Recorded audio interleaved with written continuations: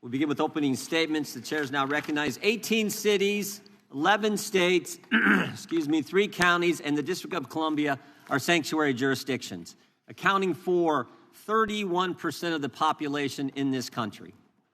31% of the American people, almost one-third of the American people, live in a city, county, or state where the left-wing leadership tells local law enforcement not to work with federal law enforcement. Now, what does that mean in practice?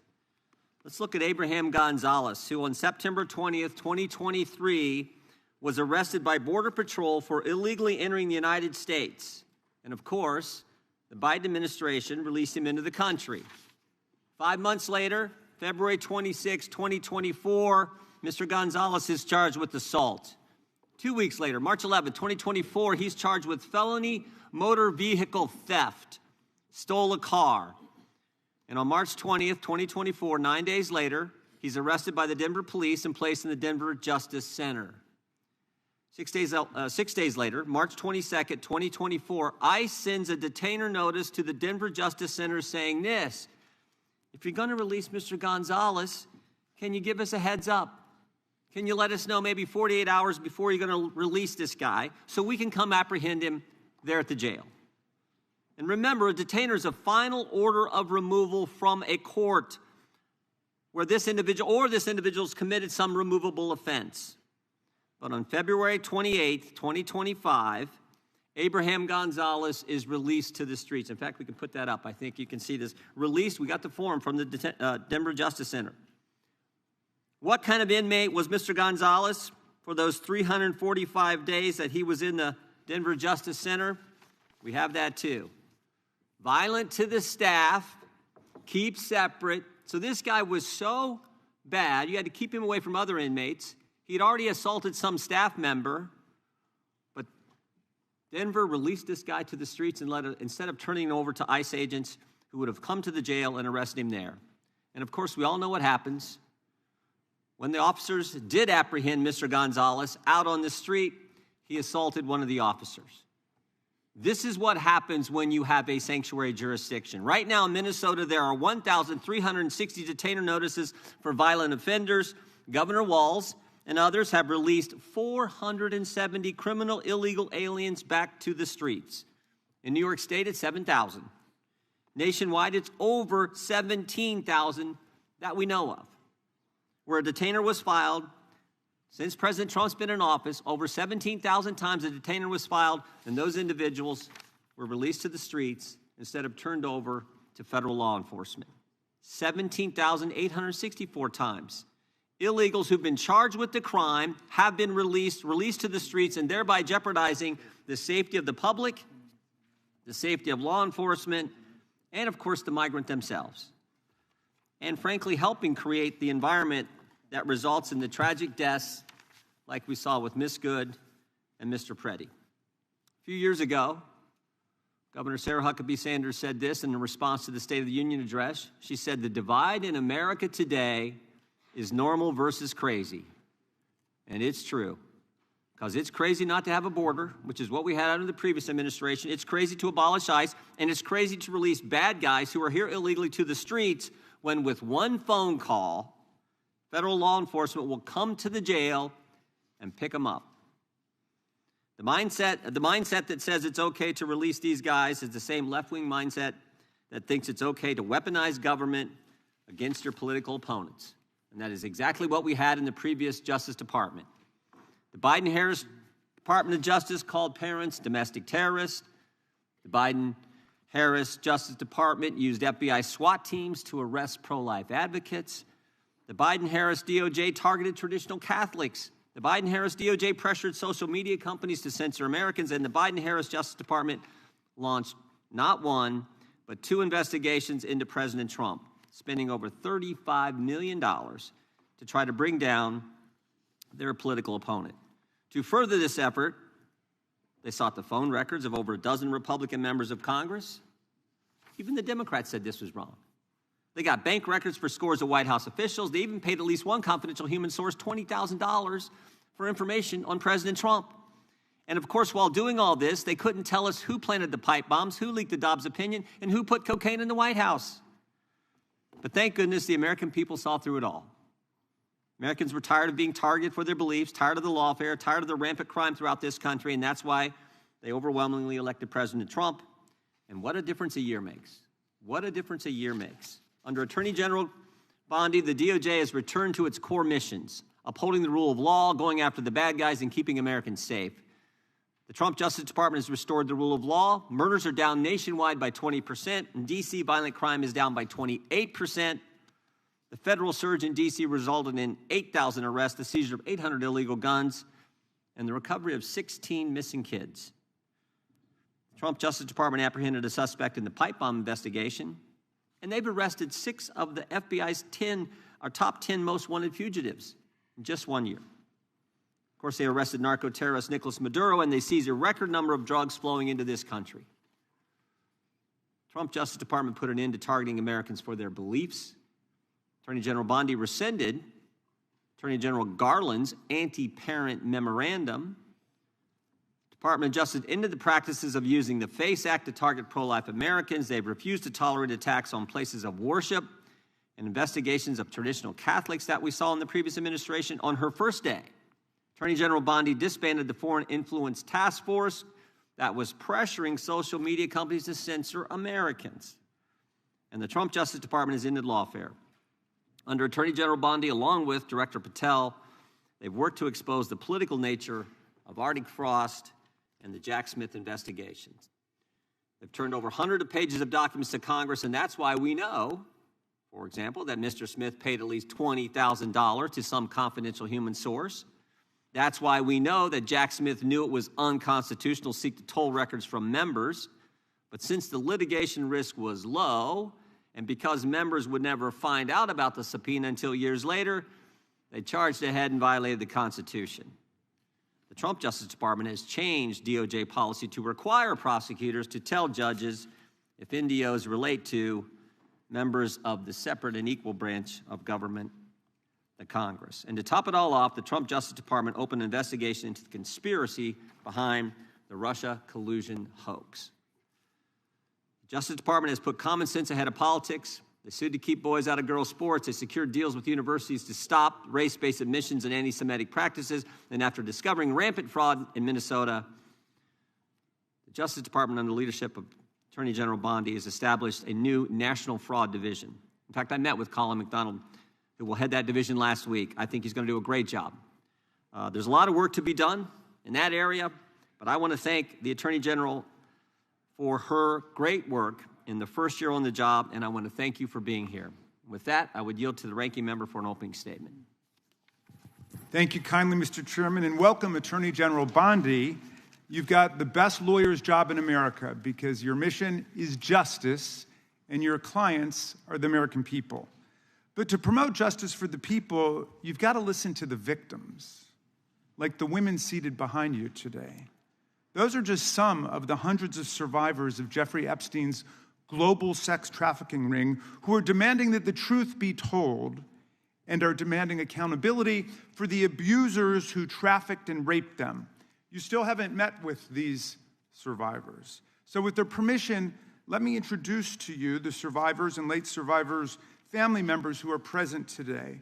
There's Teresa Helm, there's Jess Michaels, Laura Bloom McGee, Danny Bensky, Liz Stein, Marina Lacerda, Sky and Amanda Roberts, who are the family of the late Virginia Giuffre, Charlene Richard, and Lisa Phillips. Now, you're not showing a lot of interest in the victims, Madam Attorney General, whether it's Epstein's human trafficking ring or the homicidal governmental violence against citizens in Minneapolis. As Attorney General, you're siding with the perpetrators and you're ignoring the victims. That will be your legacy unless you act quickly to change course. You're running a massive Epstein cover-up right out of the Department of Justice. You've been ordered by subpoena and by Congress to turn over 6 million documents, photographs, and videos in the Epstein files, but you've turned over only 3 million. You say you're not turning over the other 3 million because they're somehow duplicative, but we know that there are actual memos of victim statements in there, and you also took down the Department of Justice's prosecution memo from 2019. so it's clearly not all duplicative, but even if it were, why not release it? Just release all the duplicative stuff. In the half you did produce, you redacted the names of abusers, enablers, accomplices, and co-conspirators, apparently to spare them embarrassment and disgrace, which is the exact opposite of what the law ordered you to do. Even worse, you shockingly failed to redact many of the victims' names, which is what you were ordered to do by Congress. Some of the victims had come forward publicly, but many had not. Many had kept their torment private, even from family and friends, but you published their names, their identities, their images on thousands of pages for the world to see. So you ignored the law, and even with over 100,000 employees at your disposal, you acted with some mixture of staggering incompetence, cold indifference, and jaded cruelty towards more than 1,000 victims raped, abused, and trafficked. This performance screams cover-up. Convicted sex trafficker and groomer Ghislaine Maxwell opened the gates of hell to Virginia Giuffre and hundreds of other victims, as Virginia recorded in her remarkable book, Nobody's Girl. But when Maxwell was subpoenaed to come testify before Congress, you and Todd Blanche quickly moved her from a higher security prison to a minimum security camp in Texas, where she's enjoyed 5-star treatment, including catered meals, private gym time, and access to a therapy puppy. All because Todd Blanche, who's utterly failed to investigate the monstrous crimes of Epstein and Maxwell's co-conspirators, spent 9 hours with Maxwell and satisfied himself that she would have nothing untoward to say about Donald Trump, which is your only real interest in the matter, based on institutional performance. But abandoning victims and coddling perpetrators is what you do best. When the FBI opened a criminal investigation into the brutal killing in Minneapolis of Renee Good, a poet and 37-year-old mother of 3, by Trump's masked paramilitary ICE agents, you shut it down. You claim you're investigating the cold-blooded murder of Alex Preddy, an ICU nurse at the VA. But how can we trust the administration when the president and Kristi Noem called Preddy a domestic terrorist and Stephen Miller called him a would-be assassin? Not only do you refuse to share evidence with the state and local investigators and prosecutors in Minnesota, you have blocked their access to the crime scene and the evidence. How are you seeking justice for Marimar Martinez, the Montessori school teacher in Chicago who was shot 5 times by a Border Patrol agent who bragged about it on text? Or the family of Keith Porter, a father of 2 shot and killed by an off-duty ICE agent in LA? Or the family of Silverio Villegas Gonzalez, shot and killed in Illinois minutes after he dropped his kids off at school? There's no sign of any movement at the Department of Justice. You even launched a criminal investigation into Renee Good's grieving widow. How sick is that? But it's even worse. You've turned the People's Department of Justice into Trump's instrument of revenge. Trump orders up prosecutions like pizza, and you deliver every time. He tells you to go after James Comey, Letitia James, Lisa Cook, and Jerome Powell, the head of the Federal Reserve Board, and members of Congress like Adam Schiff, Mark Kelly, Alyssa Slotkin, Chrissy Houlihan, Jason Crow, Chris DeLuzio, and Maggie Goodlander, to name a few, and you snap to it. You replace real prosecutors with counterfeit stooges who robotically do the president's bidding. Nothing in American history comes close to this complete corruption of the justice function and contamination of federal law enforcement. And the good news is many serious lawyers at DOJ, including some of your own original appointees, have refused your lawless orders. Danielle Sassoon, your original pick for acting U.S. Attorney in Manhattan, resigned rather than follow your corrupt order to quash an indictment against Mayor Eric Adams as a political favor from Donald Trump. A Federalist Society member who clerked for Justice Scalia, U.S. Attorney Sassoon refused to participate in this blatantly corrupt scheme. Her top assistant, Hagan Scotton, an Iraqi war vet and 2-time Bronze Star recipient who clerked for Chief Justice Roberts, and then Judge Kavanaugh, promptly resigned too, writing to your office, quote, "I expect you will eventually find someone who is enough of a fool or enough of a coward to file your motion, but it was never going to be me. You and the president nominated Eric Siebert, a 15-year career prosecutor, to be your U.S. attorney for the Eastern District of Virginia. But after 5 months of investigating Letitia James and James Comey, he found no evidence to justify criminal charges. So you forced him out. You replaced him with Lindsay Halligan, Trump's personal lawyer from the Mar-a-Lago documents case, who had zero prosecutorial experience and no qualifications. And then you were humiliated when a federal judge found that this corrupt appointment was blatantly unlawful and threw out Halligan's indictments entirely. And grand juries of American citizens have repeatedly rejected your vendettas and baseless indictments brought by the hacks left at DOJ now, with 2 different grand juries in Virginia voting down indictments against Letitia James in a single week. And just yesterday, another grand jury shut down your vendetta factory by rejecting indictments against the 6 members of Congress who had spoken out to remind all service members that they have a duty to refuse illegal orders. You tried to get a grand jury to indict 6 members of Congress who were veterans of our armed forces on charges of seditious conspiracy simply for exercising their First Amendment rights. I hope you will heed the wisdom and the constitutional patriotism of those grand jurors and not try it again by doubling down on that humiliation. As your best lawyers are sacked for having participated in the January 6th case, or just flee for the exits now, your new lawyers keep lying in court. In dozens of cases, they've been excoriated for lying to federal judges. Chief Judge Boasberg, right here in D.C., suggested your Department of Justice perpetrated a fraud on the court. Other judges found your statements to be, quote, inexplicably misleading, patently incredible, totally inconsistent, and so disingenuous that the court is left with little confidence that the government can be trusted to tell the truth about anything. Now, as ranking member, I asked the chairman to add a few extra rounds of questions today because we each have 5 hours of questions, not 5 minutes, but we're stuck with 5 minutes. That's clearly insufficient to give voice to America's victims and survivors and to demand answers about all the corruption and cover-ups that we see at DOJ right now. We've got just 1 round, so we ask you politely but firmly, Madam Attorney General, please do not waste 1 second of our precious time by evading questions, by changing the subject, or engaging in personal attacks against members of Congress. We saw your performance in the Senate, and we're not going to accept that. This isn't a game. In the Senate, you brought something with you called a burn book, a binder of smears to attack members personally for doing the people's work of oversight.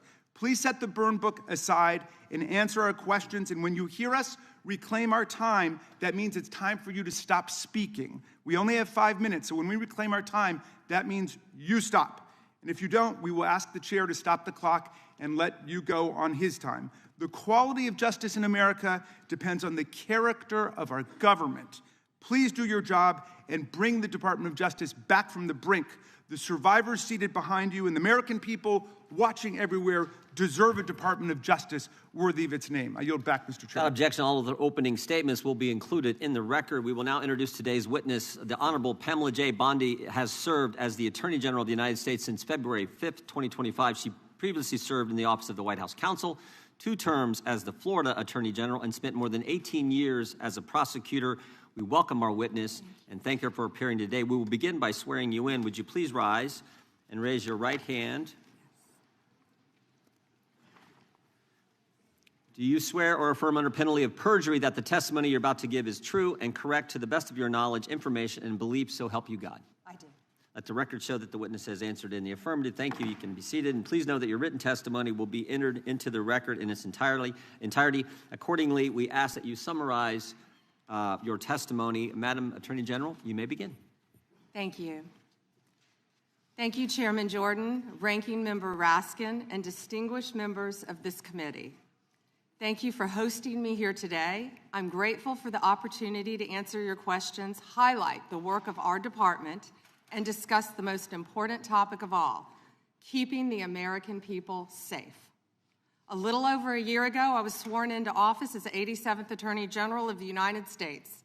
I came into office with the goal of refocusing the Department of Justice on its core mission after years of bloated bureaucracy and political weaponization.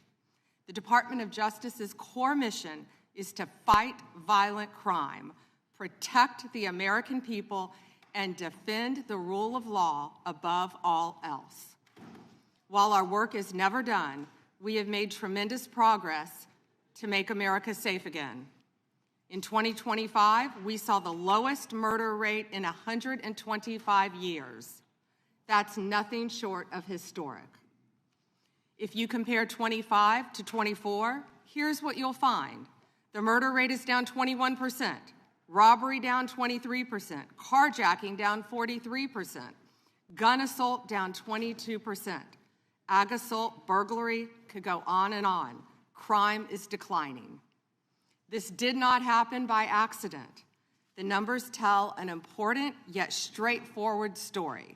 President Trump has given us the resources, the support, and the leadership to protect the American people. President Trump's policies have saved lives. I cannot think of a policy outcome more important than protecting the lives of American citizens. Can you? This trend has been especially clear in Washington, D.C. and in Memphis. These are two iconic American cities that spent years in the grip of horrific violent crime. The Department of Justice surged law enforcement resources, and the results came quickly. Crime plummeted in both cities. And I want to make one point loud and clear. We achieved those results by working with Democratic mayors.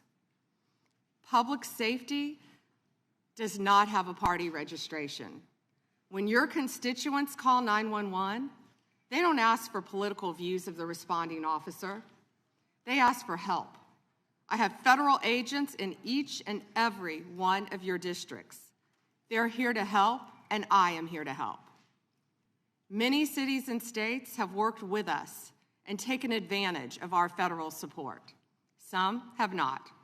Meanwhile, a few elected officials have declared that they are, quote, at war with the federal government and encouraged widespread obstruction of law enforcement. This has resulted in avoidable clashes on the streets, as you've all seen. We've seen rioters storming a Christian church. Citizens and law enforcement officers have both been endangered by reckless rhetoric. We have made dozens of arrests in and around Minneapolis so far, and many of them could have been avoided by simple compliance with federal law.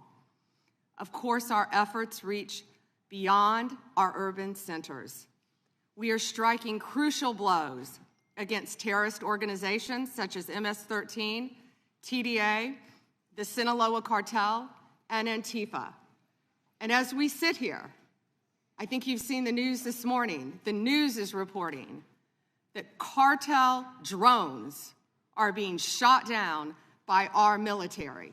That's what we all should care about right now, protecting America.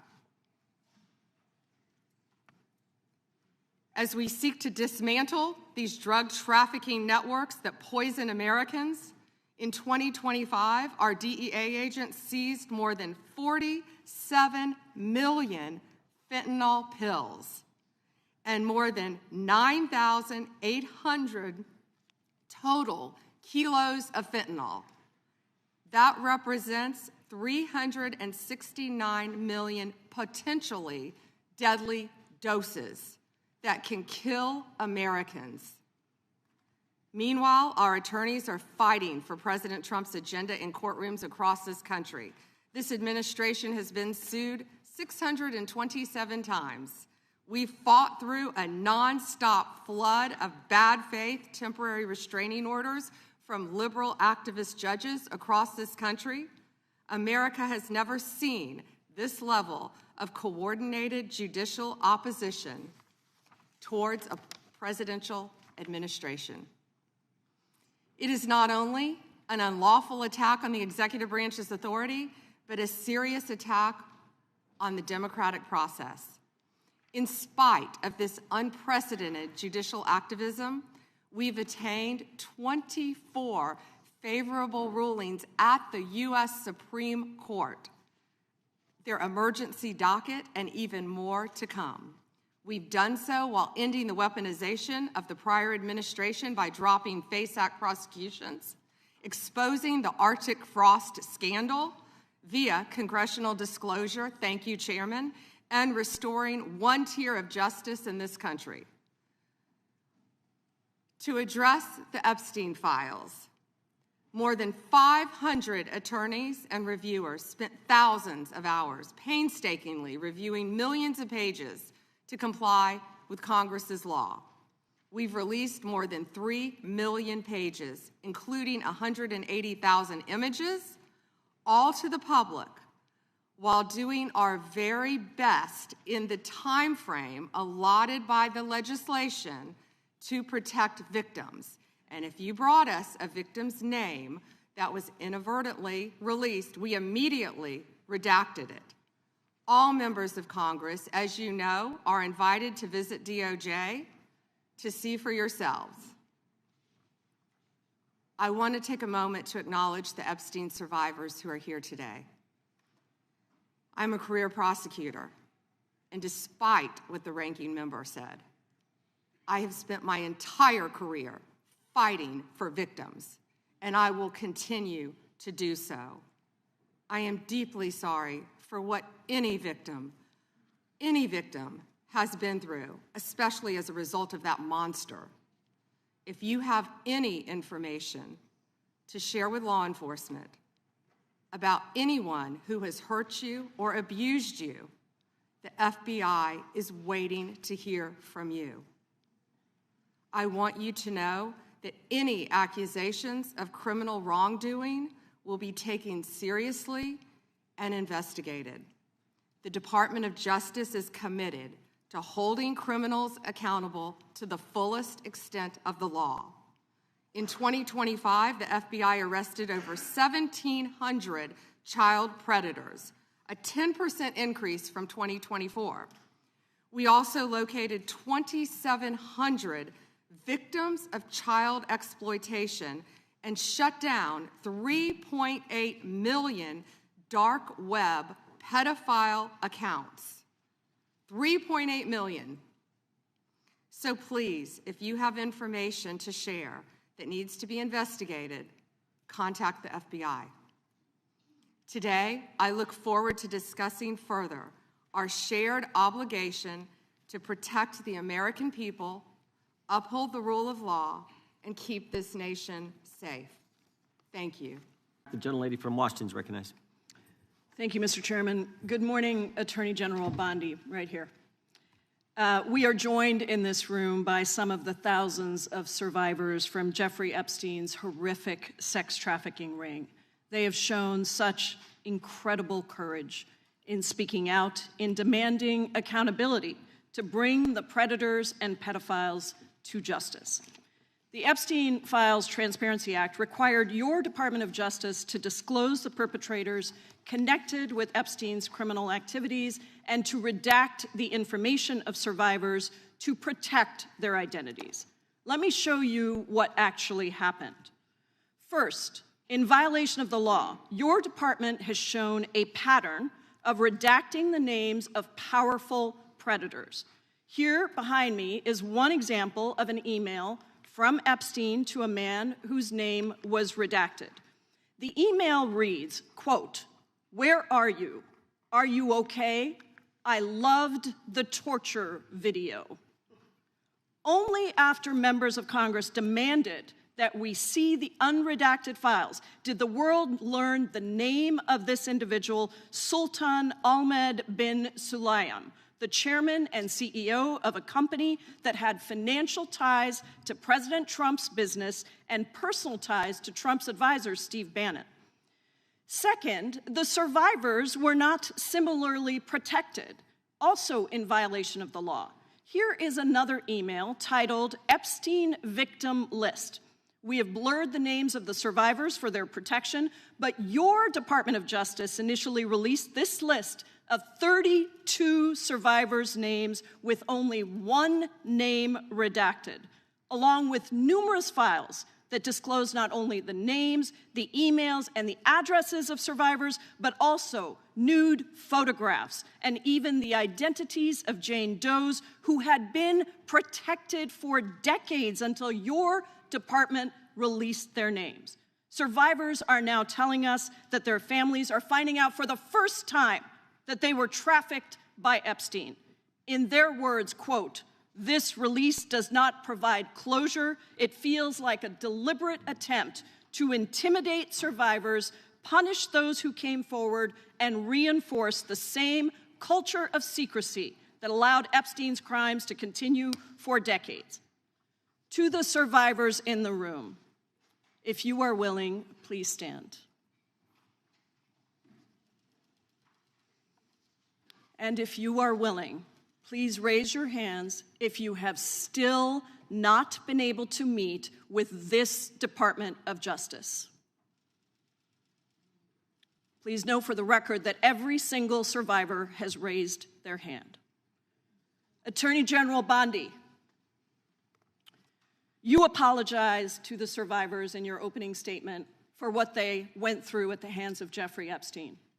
Will you turn to them now and apologize for what your Department of Justice has put them through with the absolutely unacceptable release of the Epstein files and their information?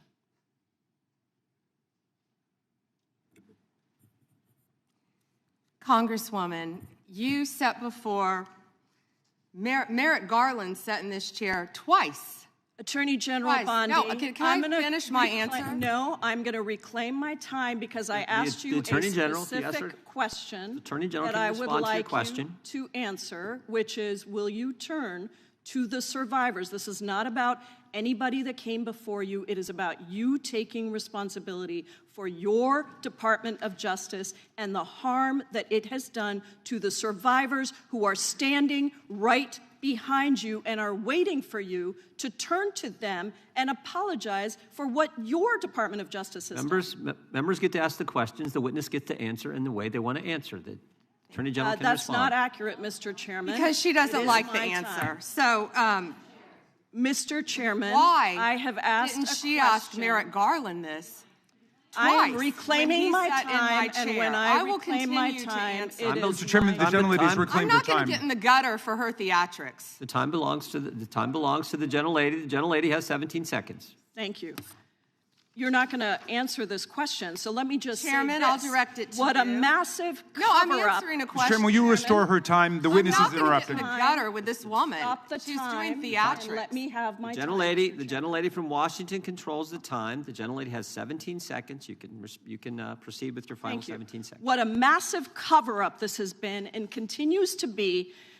Donald Trump made the release of the Epstein files the center of his political campaign because he thought it would benefit him. Then you got into office, Attorney General, claimed to have a client list, only to then say that there was no list. Your deputy, Todd Blanche, met alone with Ghislaine Maxwell and transferred her to a minimum security prison. And now you continue the cover-up, and I wish that you would turn around to the survivors who are standing right behind you and on a human level apologize now recognizes the chair on what you have done.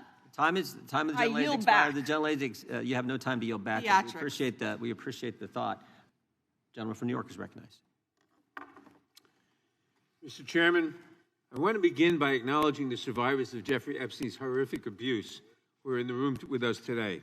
I want to thank all of you for your bravery in speaking out. And I want to say that you and the other survivors of these heinous crimes deserve better from this Department of Justice. In particular, it is shocking that the department did not redact the names of Epstein's victims, but it did redact the names of their abusers. I don't know whether this was done out of incompetence or whether it was deliberate and malicious, but either way, it is completely unacceptable. Even more troubling, the DOJ has failed to bring any of these perpetrators to justice. Instead, it has engaged in a relentless pursuit of Donald Trump's perceived enemies. I want to focus on just one example. The Attorney General of my home state of New York, Tish James. This DOJ has been hell-bent on securing an indictment against Ms. James for something, anything, simply because she held Donald Trump's companies accountable for years of financial fraud. And indeed, the department manufactured an investigation against her for alleged, quote, mortgage fraud. But the U.S. attorney leading the investigation, Eric Siebert, a Trump appointee, refused to bring charges against Ms. James because there was simply no evidence. Unfortunately, a prosecutor who refuses to do Trump's bidding has no place in this DOJ, so Mr. Siebert was forced out. Trump could not contain his fury that he expressed to you in a social media post addressed to you by name. I'm sure you've seen it. Quote, I fired him, and there is a great case, he wrote to you about Mr. Siebert. Then we moved down. We can't delay any longer. It's killing our reputation and credibility. They impeached me twice and indicted me 5 times over nothing. Justice must be served now. And obviously, you followed that order. Lindsay Halligan, Trump's former defense lawyer who had never prosecuted a case in her life, was installed to replace Mr. Siebert, and it was clear that part of her mandate was to go after Ms. James. Halligan immediately sought an indictment, which the court dismissed because Halligan was illegally put into the role. But your department was undeterred, and not once, but twice, it tried to indict Attorney General James in separate courts. Both grand juries rejected you and refused to indict her. It is practically unheard of for a grand jury to refuse an indictment. In 2016, it happened in just 6 cases out of over 150,000 offenses.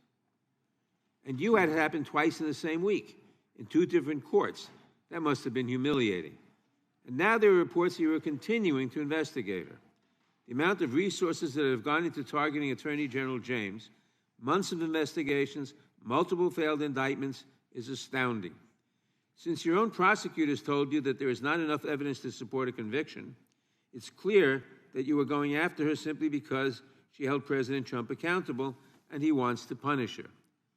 And she is just one name on a long list of Trump political enemies that DOJ is reportedly targeting, from Jerome Powell and Lisa Cook at the Federal Reserve to James Comey, numerous Democratic members of Congress, John Brennan, Jack Smith, Democratic officials in Minnesota, Chris Krebs, Miles Taylors, and more. And those are just the ones we know about. In contrast to these politically motivated investigations, grasping at something they can charge their enemies with, we now have concrete evidence of disgusting criminality revealed in the Epstein files. So I really have just one question for you. How many of Epstein's co-conspirators have you indicted? How many perpetrators are you even investigating?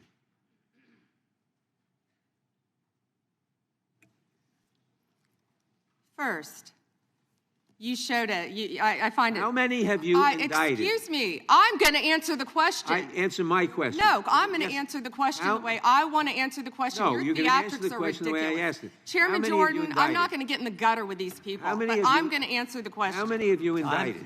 Again, the time belongs to Reclaiming my time. The time belongs. I think it's very interesting. Reclaiming my time. I think it's very interesting. And you can When reclaim he your talks time. about they Reclaiming my time, indicted, Mr. the Chairman. president said they indicted him twice. Mr. Chairman, please They stop the sure clock did. and stop the he clock and indicted- restore his time. Okay, here we go with these Committee will be in order. theatrics. The time Reclaiming my belongs to time the and gentleman reel from back New the clock, York. please. We will give you a few more seconds. We will do that. But when Reclaiming you ask my- a question, the witness question gets to was- answer. You may not like the answer, but she Right. gets to The answer. question was, how many of Epstein's... They don't like Que- the answer, Reclaiming Chairman, my time. because it's honest. Reclaiming So my- he asked a Reclaiming my 4-minute time. question. Restore 45 and seconds to I am Mr. Nadler, going please, to Mr. Chairman. Answer. You can let her filibuster all day long, but not on our watch. Reclaiming- Not on our time. No way. And Reclaiming- I told you about that, Attorney General, before you started. You don't tell me Yeah, I anything, did tell you because we washed saw up what you did in the loser Senate. Lawyer, not even a lawyer. Committee will be in order. Time, and I should get back at least 45 seconds. We will give you a few more seconds. I Not a said that few more, already. 45 seconds. Okay, I'm timing right now, Mr. Nadler. Go All right right. Reclaiming my time.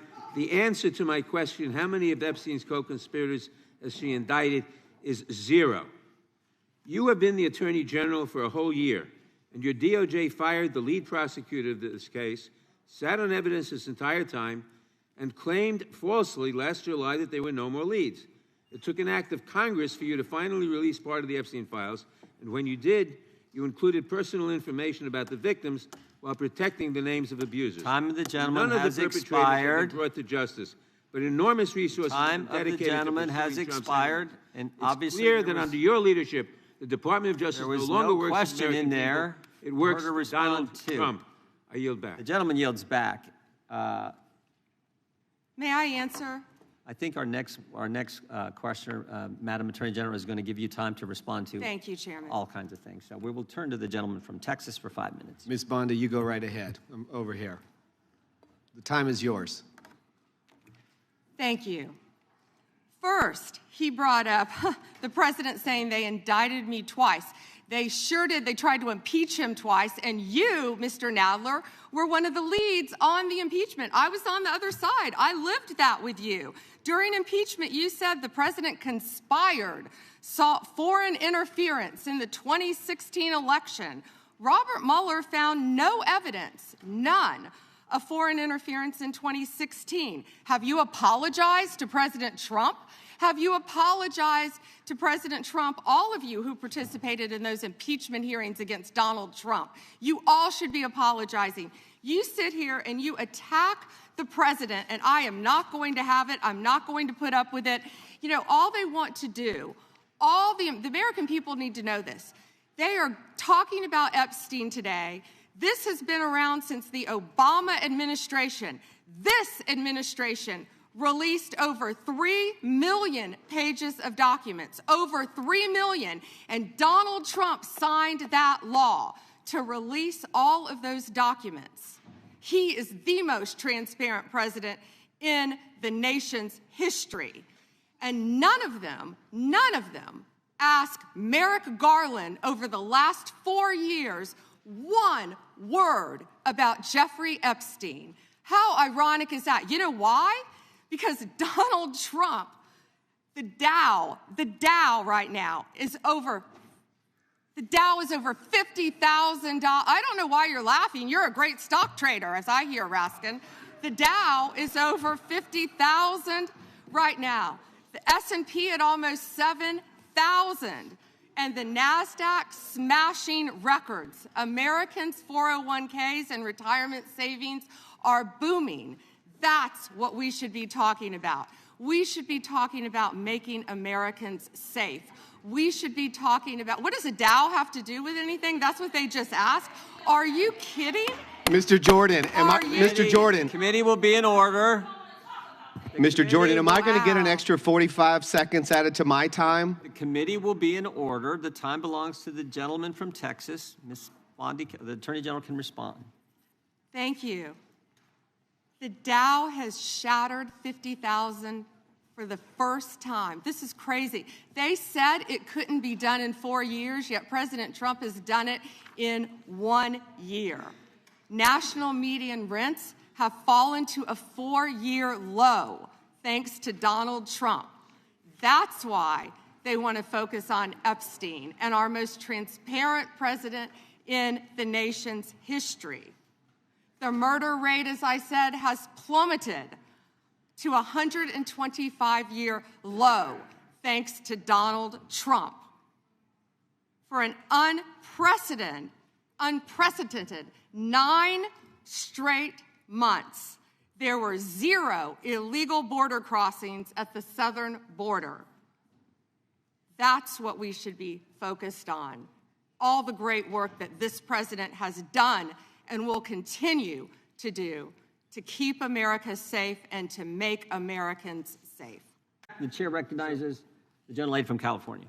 Thank you, Mr. Chairman. I would note that Mr. Nadler's question has not yet been answered, but I want to start by asking that out of respect for the American public and the Epstein survivors, some of whom, of course, are here today, that we can have a transparent conversation and get the public the answers they deserve. I want to briefly direct your attention to 2 documents I'm hoping we will put up on the screen. In the first, an individual emails Jeffrey Epstein asking whether a woman identified as M was pro or civilian, and Epstein responds that she was a civilian, Russian, and fun. In the second email, Epstein writes to Steve Tisch about a Ukrainian girl, noting that she was, quote, a little freaked out by the age difference and stating that he would try to convince her not to return to Ukraine. He then instructs Mr. Tisch to call him adding, "I don't like records of these conversations." So I'd like to ask a straightforward question that really is either a yes or no answer. Do these emails constitute credible evidence, not proof, but credible evidence warning further investigation into whether Steve Tisch was involved in Epstein's criminal conduct? Do you think yes or no? I'm not going to play a yes-no game with you, but I will answer the question to the best of my ability. As I said, we will look and investigate any case involving any victim. I'm not familiar, there were 3 million pages, of course, with that email, but of course, we will look into anything. The documents have been released, 3 million. The redacted versions, we left them open for all of you to come view. I believe you view them. If not, will you have some copies? I'd like to. Could I finish, please? I'm not being rude, please. I only have 5 minutes. No, yeah, and I only have 30 seconds based on your filibustering. Well, you didn't give a yes or no answer, California. so let me just go further. Director Patel testified in this committee room that there was no credible information indicating that Epstein trafficked victims to anyone else. And glancing at the documents, that proves that's not the case. In July, your department issued a memo stating that it had conducted an exhaustive review of the Epstein files and concluded that no additional individuals would be charged. So I did go over to the Department of Justice yesterday. I would note that 400 and all our 35 members are in the House, and there's 4 computers. So it would take many months to actually have the time. I only had a few hours. I think the transparency argument is really kind of a sham because it's not really possible. Whoa. Did you have to wait to get a computer? It is not possible to really go in. I did, however, see a U.S. attorney information for the Southern District of New York indicating that there were additional survivors and probable co-conspirators. Other members of Congress have uncovered likely co-conspirators whose names were blocked out.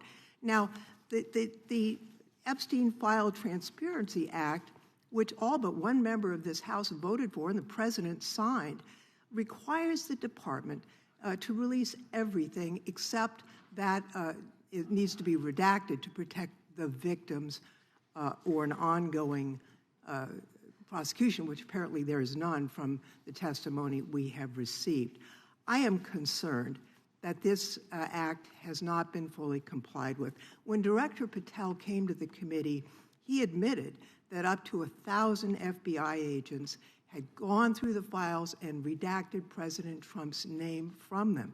And it's pretty clear that what has been transmitted from the FBI continues to redact President Trump's name, even though he is mentioned, thousands of times in these files. So I think the credibility of the department in terms of complying with the act has been damaged. And I think the department's credibility has been damaged in other ways. I think we all saw the horrible video of American citizens being killed by ICE agents in Minneapolis. And I think how the department has handled these cases raises a lot of doubt about the department. State and local police in Minnesota got a court order to get access to the crime scene to be sure evidence would be properly preserved by federal agents. But they took the agents defied the court order, and in a departure from general policy, the DOJ is not collaborating with state and local law enforcement on these homicides. So I really think that is a disgraceful approach to the homicides of American citizens and really does nothing to bring credit to your department. And Mr. Chairman, I would yield back. Gentleman yields back. May I answer? Attorney General can respond. I find it interesting that she keeps going after President Trump, the greatest president in American history. And if they could maintain their composure, this isn't a circus, this is a hearing. I find it interesting she keeps going after Donald Trump. She doesn't say how much money she took from Reid Hoffman, did you? None. And nor did Mr. she Chairman, post regular anything. order, please. She regular posted order. nothing on her X account, Gentlelady. on her Twitter account.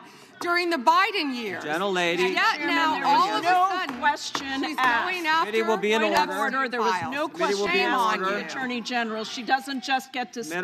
Committee will be in order. I have a point of order, Mr. Chairman. Committee will be in order. Point of order, Mr. Chairman. Gentlelady can state her point of order. When a witness attacks, Not a valid point of order. You got to state. She hasn't completed her point of order yet. Gotta Please let her cite. speak, Mr. Chairman. Let's have some regular order here. Regular order is you got to state the rule. And she I am didn't do trying. it. I am trying to make a point of order that the witness, And what without rule are you referring to? without responding to a question, has attacked me personally. I think it's pathetic that she can't answer the questions and First instead time is that attacking is not even close members to a of the point of committee. order. The gentleman from Wisconsin is recognized. Chair is now recognized for 5 minutes. Madam Attorney General, you're not allowed to exercise your constitutional rights in a way that tramples on someone else's, are you? No. No, you can't do that. I mean, you have a right to petition the government under the First Amendment. That doesn't mean you can come into this room and start screaming at Mr. Raskin or me or anybody else and disrupt a congressional hearing. You have a right to protest on the street, but that doesn't give you a right to go into the Capitol and disrupt Congress. Something these guys talk about every day. You can't do that. So when Don Lemon said that he was exercising his First Amendment free press rights, freedom of the press rights, that's not really accurate because he was trampling on other individuals' rights. Is that true? Chairman, we will always protect our churches and the freedom of religion. And yes, that's accurate. First right mentioned under the First Amendment, freedom of religion, freedom to practice your faith the way you think the good Lord wants you to, right? That's right, under the federal government. And isn't it true that Mr. Lemon met at a shopping center with the rioters who entered City's church in St. Paul, met with them prior to marching to the church? He did meet, and this is a pending case right now, so I will only stick to what is in the four corners of the unsealed indictment, if I could, Chairman. Yeah, I'm There's focused a lot more that will come out. But under the four corners of the indictment, yes, he did. They had an operation called Operation Pull-Up. They said they were gearing for a resistance. They met in a parking lot, and they caravanned to a church on a Sunday morning when people were worshiping together. And Mr. Lemon said that he live streamed before entering the church with the rioters. Didn't he say we're going to head to the operation? Didn't he say this he said this on camera, is that right? Yes, Chairman, Yeah. and more. That he was in Minnesota and that, as you said, they were gearing up for an operation. So you can't do that. This is why this is, I think, so important that this guy be held accountable, and I think why you guys have charged him and indicted him. Moving to the second subject here, will John Brennan be indicted? Mr. Brennan lied to the committee, which you're not supposed to do. Last Congress, when we deposed him, he definitely, 18 U.S.C. 1001, we're all familiar with it. He lied to the committee, and the Congress, and I think the country would like to know if, in fact, he's going to be indicted for lying. And here's why it's so important. I'll give you a chance to respond. Here's why it's so important. It wasn't just that he lied to us, it's what he lied to us about. He lied to us about when all this weaponization against the President of the United States started. He lied to us about the dossier, and specifically what role the dossier played in the intelligence community assessment. Because we know back when President Trump was first elected, first term, this is when it all started, which led to the Mueller and to the impeachment and to the Jack Smith and all the stuff that's happened in the last decade. But it began here, and he lied to Congress about the role he played. And I just want to read a couple of things he said during that deposition before I give you a chance to respond. Mr. Brennan, when asked a question, said the CIA was not involved at all with the dossier. He said it was their purview, FBI's purview, and not ours. He also said the CIA was very much opposed to having any reference or inclusion of the Steele dossier in the intelligence community assessment.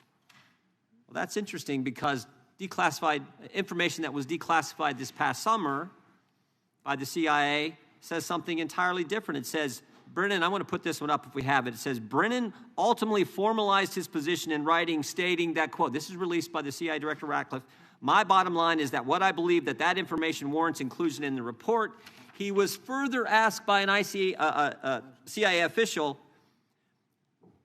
The same officer said when he approached the director and asked that the director refused to remove it after being explained this wasn't good.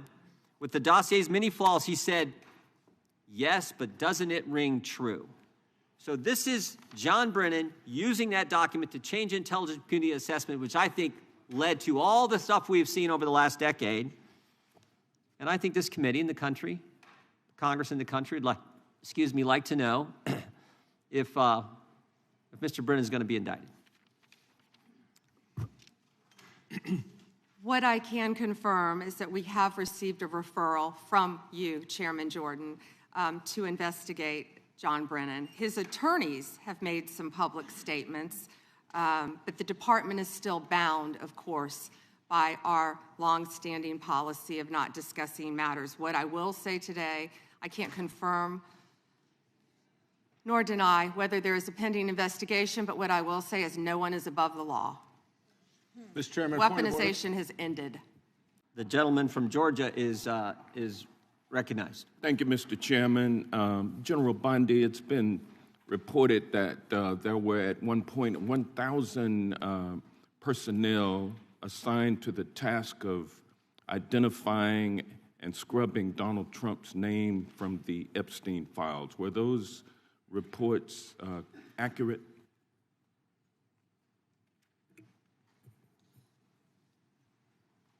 I believe his name has appeared countless times in the documents how that many have people were been released. assigned? If I could finish, I'm going to read you the stats. I just simply asked whether or not it was true that it was 1,000 folks who were assigned that task. Were those reports accurate? There are more than 500 attorneys and reviewers. I cannot give you an exact number. And I wanted to ask you about that also, because this is a different question that you're getting to now. There were 500 DOJ lawyers and others assigned the task of redacting the appropriate information, including identities of the Epstein victim survivors from the Epstein files prior to their release. 500, is that correct? If I could have finished my answer, there were more than 500 attorneys and reviewers who assisted with the... They asked the question and they don't want an answer. That answers my question, ma'am, and I'm going to move on. I'm going to move on.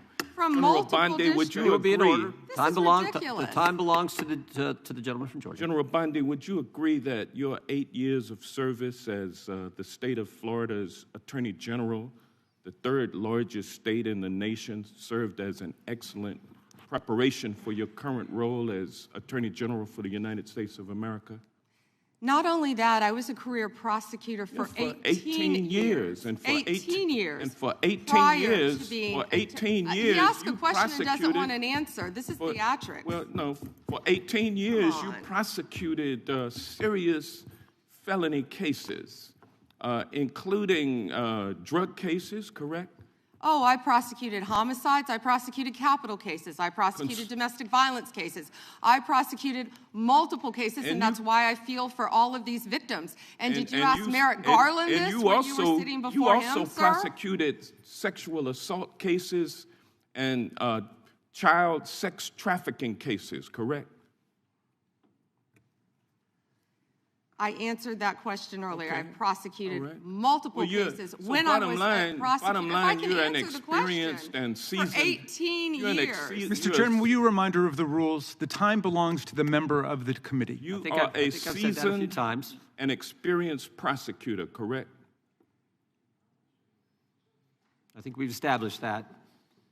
Yes or no? Does he want an answer or not? I think he wants to say I want a yes or no answer. I think he wants to say a yes or no answer, but I'll live with what you have already said. Let me ask you this question. Clearly, in the prosecution of sexual assault cases, you are acutely aware of how important it is to protect the identity of victims of sexual assault, correct? I have addressed this multiple times. I think others were cutting me off when I was trying to. Well, I just simply asked, are you aware of the fact that it's vitally important to protect the identity of sexual assault victims as you prosecute the people they accuse of assaulting them? Isn't that correct? Excuse me. As we have said multiple times, Protection of the protection identity of all victims of the victims are is protected. so very Who are important. protected under? Do you want me to answer or do you want to interrupt? Well, because you're not answering the question. You do a Jekyll and Hyde kind of routine around here, and I just want you to answer my questions. What does Jekyll and Hyde mean? Can you explain that? Well, it means you're nice to the Explain Republicans and you turn like Hyde on Democrats. But let me ask you this, ma'am. We have the Epstein victim survivors here today. Representative Jayapal asked a simple question. If you would be so kind and honorable as to turn around and face them and apologize to them for outing them. I mean, how many lives have been derailed because your department was either sloppy and incompetent or willfully trying to intimidate and punish these ladies for coming forward? Which was it? The time of the gentleman has expired. Thank you, Attorney General Bondi, for being here today. I'm going to show you two photos. Thank you. I'm going to show you two photos of former Prince Andrew. Prince Andrew attended various parties with Jeffrey Epstein. Under the law Congress passed, you were allowed to redact photos to protect the victims of Epstein's sex trafficking operation. You redacted the photos of this victim's face because you were following the congressional law. Is that correct?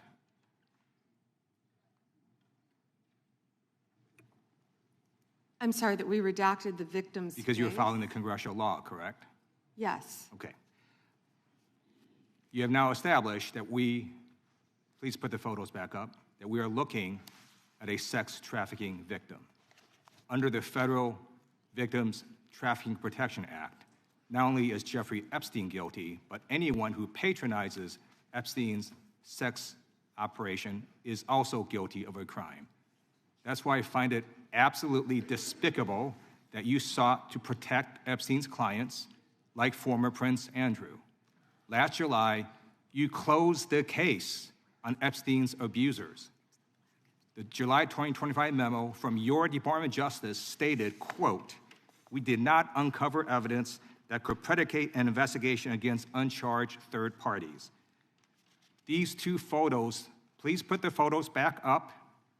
These two photos staring you in the face are evidence of a crime and more than enough evidence to predicate an investigation against former Prince Andrew.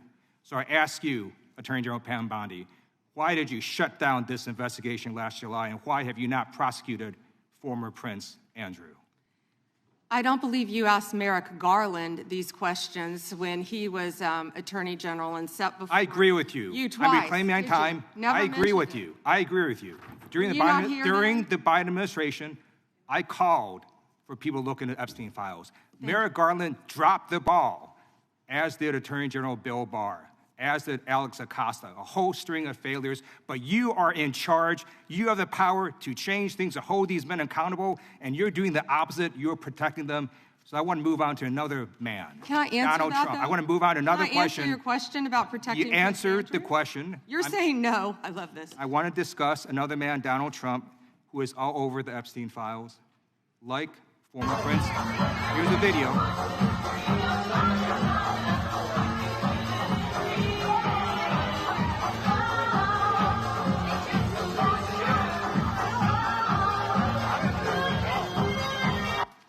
Like former Prince Andrew, Donald Trump attended various parties with Jeffrey Epstein. I want to know, were there any underage girls at that party or at any party that Trump attended with Jeffrey Epstein?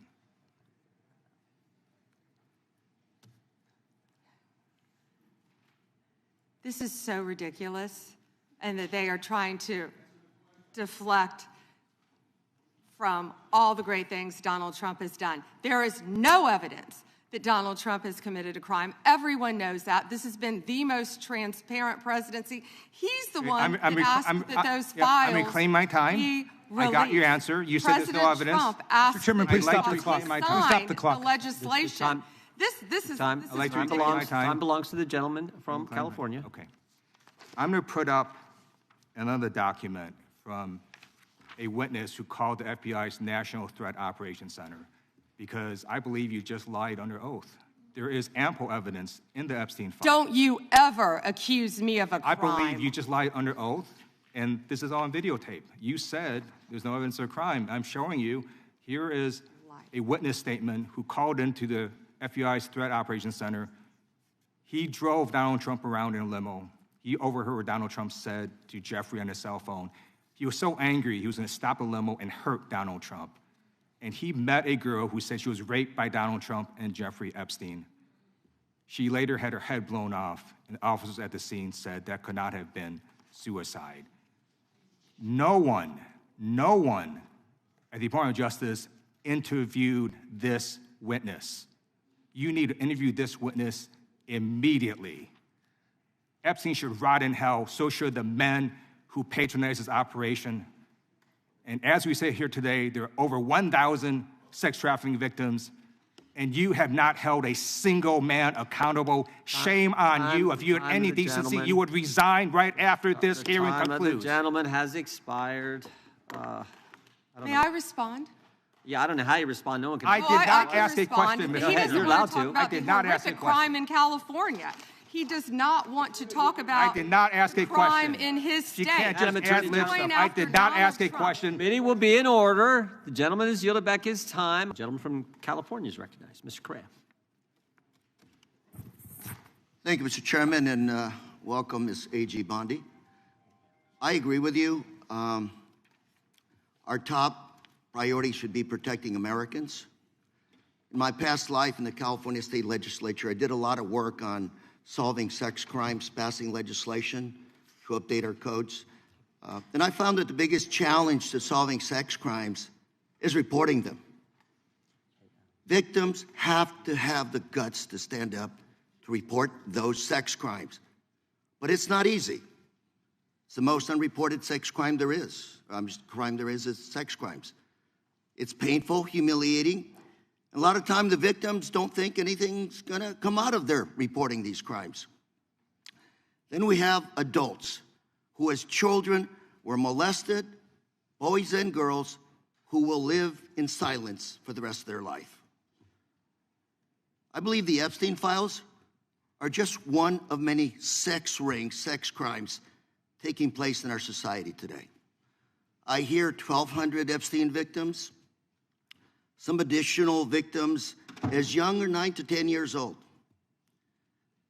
The challenge I have today, what bothers me today about this hearing, Madam AG, is what's the message we're sending out there on Main Street?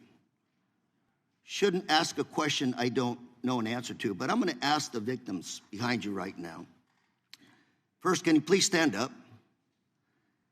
And then, can you please raise your hand if you think after everything you've heard today, you feel that our AG, the feds, have your back? Do we have your back? Raise your hand if you're confident that we got your back. And that's the issue, Madam AG. We've got to make sure that victims stand up and report the crimes. Otherwise, we're going to be taking a step backwards. Today, AI, cyber, social media, the new realm for people to be hurt, attacked sexually. These are the areas I'd welcome the opportunity to work with you on. It's not your problem. It's not my problem. It's our problem. But to have redacted files that are not showing us the names of these predators is wrong. These are very powerful people. This was a very expensive business, and we don't know who they are. I would imagine they're very prominent Republicans, very Republican Democrats, and we are covering up for them. We got to know what's going on out there, Madam AG. It looks like you want to say something. I'm going to give the opportunity to address my statement. I look forward to working with you on any crimes involving child sex predators, children, and also cyber crimes. That is a tremendous problem now throughout our country.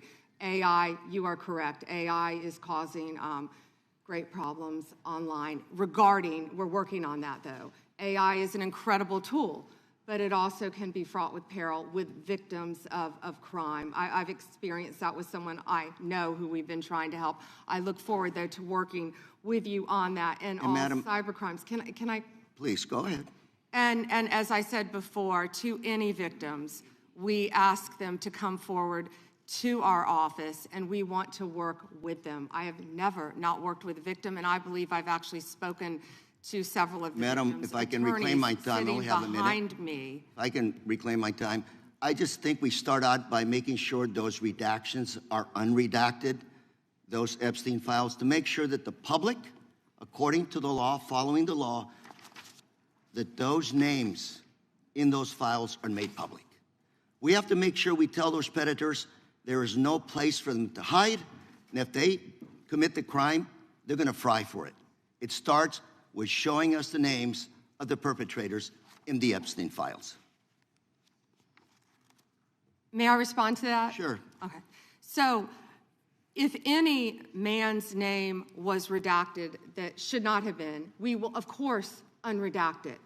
If a victim's name was unredacted, please bring it to us and we will redact it.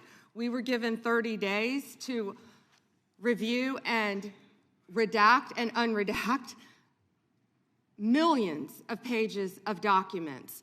Our error rate is very low, The but there are victims are always right going to behind be you. We've errors got to convince on them both sides. that we're doing a And good we're job doing everything of we can to help protecting the them. victims. We will Thank do you, everything Mr. we can. Chair, I'm out of time. Gentleman yields back. The gentleman from Kentucky is recognized for 5 May I minutes. respond very briefly to her statement? Well, I think we can do that Okay. probably on Next- one of our members' time. Okay, thank you. I don't want that to get away. Thank you. Yep. Thank you, Mr. Chairman. Behind me, I have 3 documents from the DOJ production that are emblematic of the massive failure of the DOJ to comply with the Epstein Files Transparency Act.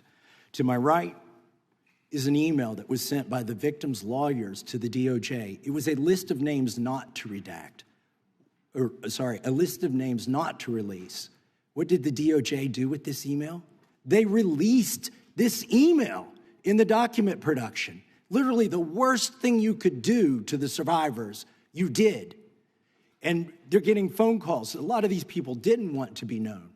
And we know you touched the document because you redacted one name and you redacted the lawyer's name, but you left the survivor's name there. The next document I want to show you, that was in the title, the victims' survivors' names, all right? The title of this one is Child Sex Trafficking, Co-Conspirators, fully redacted. And by the way, I'm going to unredact them here. Les Wexner is in this. Now, your your deputy attorney general said, oh, well, he appears hundreds of times in the files, but he doesn't appear in this file until I forced you to release it, where he's listed as a co-conspirator, not to tax evasion, but to child sex trafficking, not to prostitution, not to money laundering, child sex trafficking. And then finally, what we have here is the third exhibit that I have is emblematic of the FD 302 release.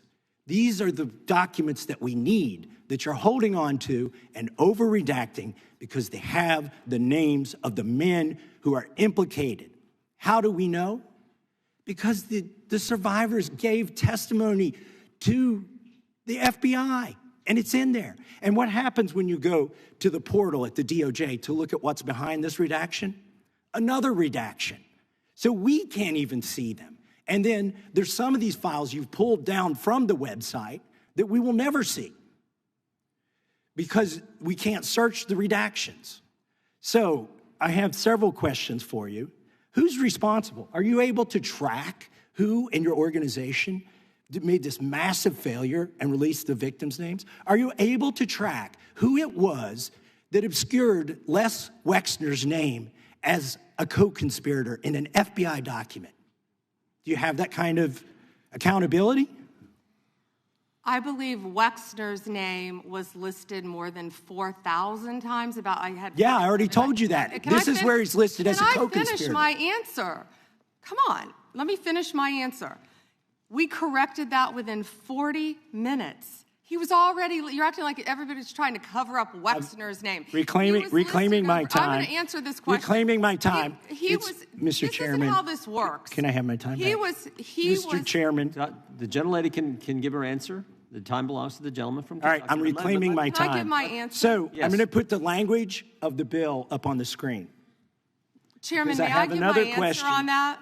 It's a political joke, and I need to give my answer on that. We'll let the Attorney General respond, and then the gentleman can move to his next question. It's my time. Within 40 minutes, you asked me a question. Within 40 minutes, Wexner's name was added back. Within 40 minutes of me catching you red-handed. There was one redaction out where of he's over listed as a co-conspirator. And we invited you in. This guy has Trump derangement syndrome. He needs to get, you're a failed politician. You need to get on these matters. Mr. Chairman, please restore his time and remind the witness of the rules here. There is no credible information. None. If there were, I would bring the case yesterday that he trafficked to other individuals. Is that your position as well? My position is any victim who comes forward, of course, we would love to hear from them. 1-800-CALL-FBI. Did you ask Merrick Garland that the last 4 years? Did you talk about Epstein? I am reclaiming my time. I'm glad you're asking about Merrick Garland. You don't get to reclaim time this is bigger than Watergate. When I don't answer a question the way you goes want. over 4 administrations. You don't have to go back to Biden. Let's go back to Obama. Let's go back to George Bush. This cover-up spans decades, and you are responsible for this portion of it. And that's now, where the I want to know at what point did the FBI and the DOJ decide that Lex Wessner was not a co-conspirator? Because our Epstein Files Transparency Act requires you, please put it back on the screen, please, to release the internal decision about whether to prosecute him or not, and it's not in the files, and it's not in the files for any of these other men. Time of the gentleman has expired. May she answer? And he's a hypocrite because he voted against the ban that we were talking about on deep fake AI porn. Only 2 people voted against it, and you were one of them, hypocrite. The gentleman's time has expired. She didn't answer the question. Mr. Chairman, Mr. Chairman, could she answer the question? Chairman, I was wondering. The gentlelady's allowed, the Attorney General is allowed to respond the way she wants to respond to any member's questions, Republican, Democrat. All right, I have unanimous consent request. Gentleman's recognized for a UC. All right. This is an example. I'm submitting these 302 forms that are entirely redacted, even when you go to look at them. Without objection. I'm submitting a witness statement that implicates Les Wexner.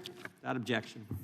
I'm submitting an article from the New York Times that the DOJ released nude photos and identifiable pictures of the victims.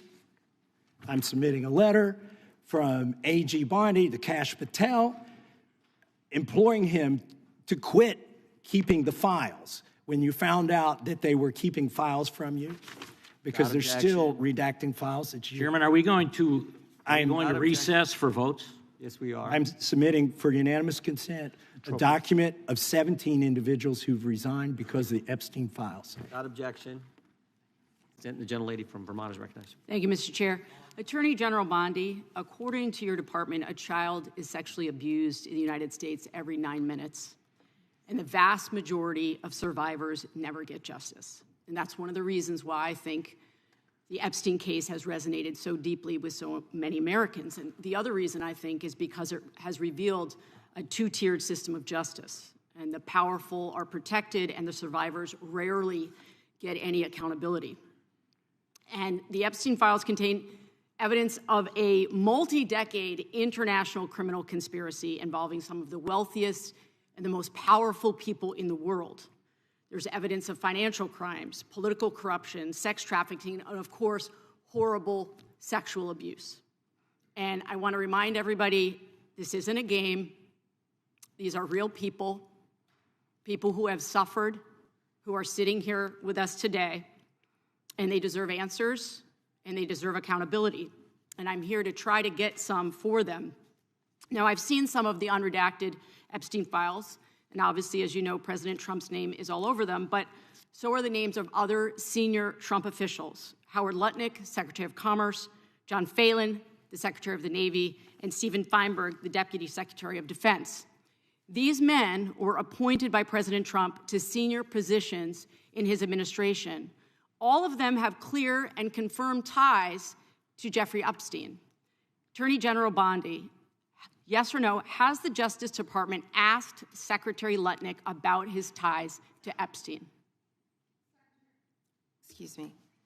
Secretary Lutnick has addressed those ties himself. I'm asking you, has the Justice Department specifically asked Secretary Lutnick about his ties to Jeffrey Epstein? He has addressed those ties himself. Has the DOJ asked Secretary Phelan about his ties to Jeffrey Epstein? I don't know whether he has addressed those or not. Has the Deputy Secretary Feinberg talked to the Department of Justice about his ties to Jeffrey Epstein? Yes or no? Has the Department of Justice talked to Deputy Secretary Feinberg about his ties to Jeffrey Epstein, which are clearly spelled out in the files? It's a very simple question. It's not a trick question. I'm just asking you. Yeah, I'm stunned that you want to continue talking about. Oh my gosh. Epstein Okay, I'm reclaiming my time. I'm asking you not a trick question, a simple question. Okay, so what is clear is we have evidence. Do you know who Chris Malin is? We have evidence that 3 senior officials within the Trump administration have ties to Jeffrey Epstein. And what does ties mean? I can conclude from what you are saying that you have not talked to them. What does ties mean? I think Americans would be shocked to learn that you are not interested in talking with these officials who have ties to Jeffrey Epstein. What does ties mean? Can you define that? Across the world, prominent men who've been exposed in the files have resigned their jobs in disgrace. And that's a good first start. And that same standard, not saying the word Chris Malin. Standard should apply here. And Americans want accountability. Who is Chris Malin? Was the president aware? Please stop talking. It is not your time to ask questions. It is not your time. I'm reclaiming my time, Mr. Chair. One second. Time belongs to the gentlelady from Vermont. Was the president aware of Secretary Lutnick's ties to Epstein when he chose him to lead the Department of Commerce?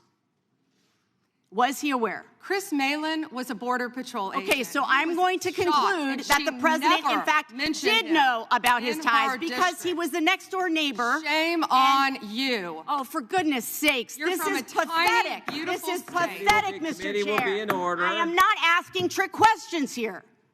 The American people have a right to know the answers to this. These are senior officials in the Trump administration. This is not a game, Secretary.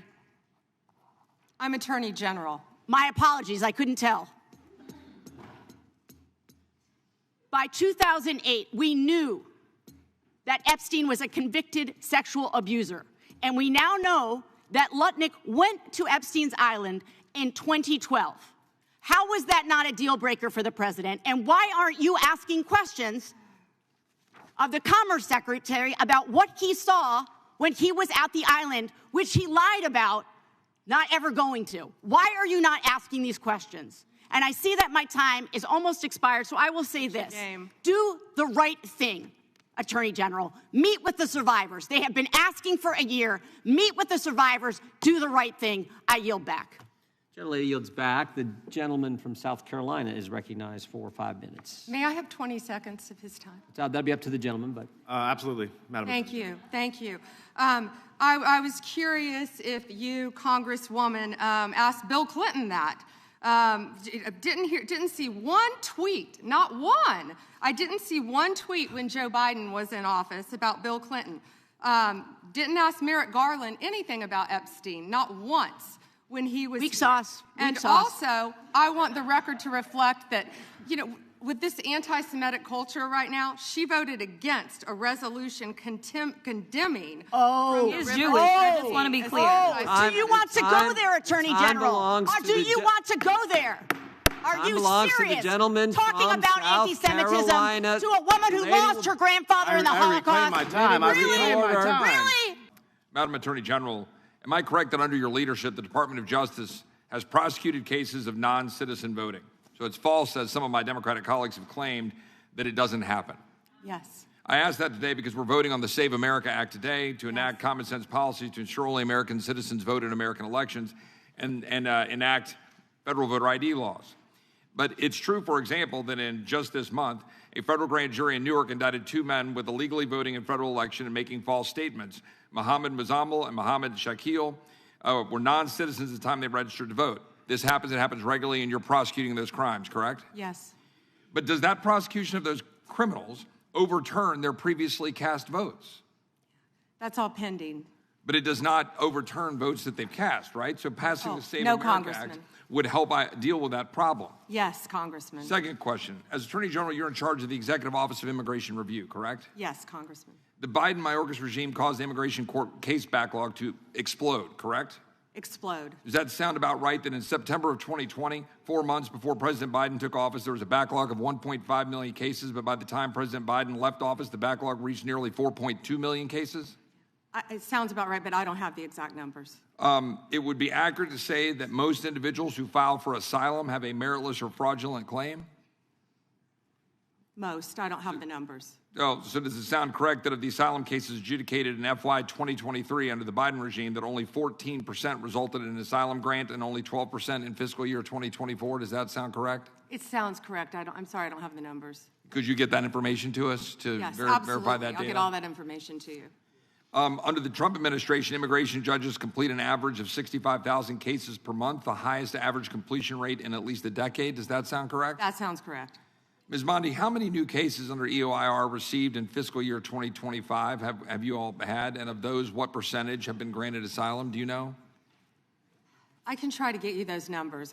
I thought I had those. That'd be great, because my question is whether President Trump's decision to pause asylum in the wake of the shooting of a National Guardsman by an Afghani here in Washington, D.C., in the nation's capital, helped to stop the backlog in your office. Does that sound correct? Yes, Congressman. My point being that the leadership of this administration is ending the backlog, reducing the backlog, making sure that we don't have fraudulent asylum claims clogging it, and keeping Americans safe. Is that correct? Yes, Congressman. So a couple other quick questions on another important topic that has been raised by colleagues on both sides of the aisle with respect to the Epstein case. A few questions.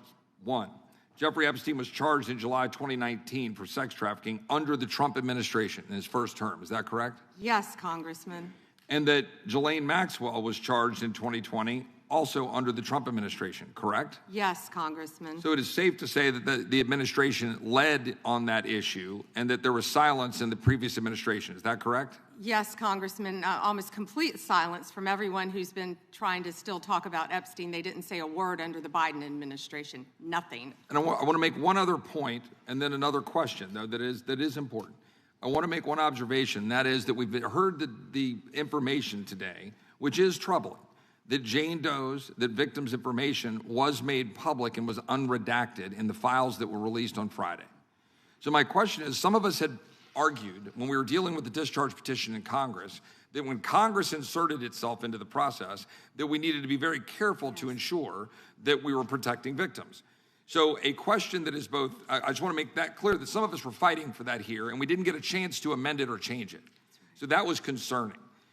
But a question a little more pointed, I have to say, is why, though, were the victims' names released that shouldn't have been? That there were names in the files, that these Jane Does, that their names shouldn't have been made public when there were some accusers whose names were redacted? That's question one. Mm-hmm. And question two was that Ghislaine Maxwell was put in jail for trafficking minors. Rightly so, and you properly said here at this table, you hope she dies in jail. Well, I want to know, will anyone besides her or Epstein, which I congratulate President Trump's previous administration and this Department of Justice for continuing all of that, but that they were indicted, but will anyone else be indicted and prosecuted under this, given the information that's in front of us? So 2 questions. Thank you for letting me answer that. They didn't want to hear my answer on the other side. Yes, given the tight time frame of 30 days, I believe we got everything released within a little over 60 days. I'm talking as fast as I can. My time is up. We did the best we could immediately. If everyone's been coming to view the documents, if someone's name should not have been redacted, we're releasing it. If someone's name was redacted, we said right away, was not redacted and should have been, meaning a victim. We went back and redacted it. We're doing everything we can based on the tight time frame and over 3 million pages that we released that Donald Trump signed for pure transparency. Second, what was your second question? About whether another individual will be indicted. Oh, absolutely. Thank you for asking that. And they never wanted to hear the answer to that. We have pending investigations in our office. CBS News congressional correspondent Nicole Killion joins me now. Nicole, you and I are both parents. This sure felt like the kids squabbling with each other once or twice, at least, during this hearing today, did it not?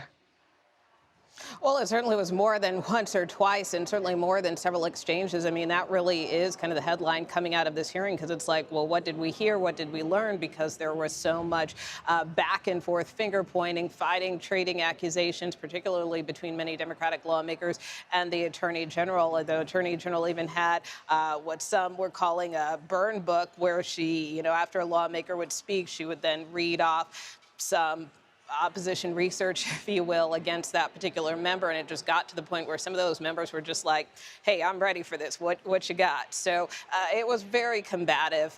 And, for the survivors in the room, many of whom stood up multiple times, they didn't necessarily get the answers that they were seeking. And there was a particularly poignant moment at the start of this hearing where we saw things start to go off the rails. It started with Congresswoman Pramila Jayapal asking the Attorney General to turn around to the survivors who were in the room and to apologize to them.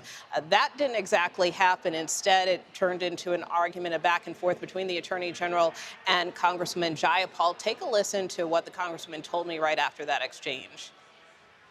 I felt it was really important. I've spent a lot of time with them, and they're devastated and also furious.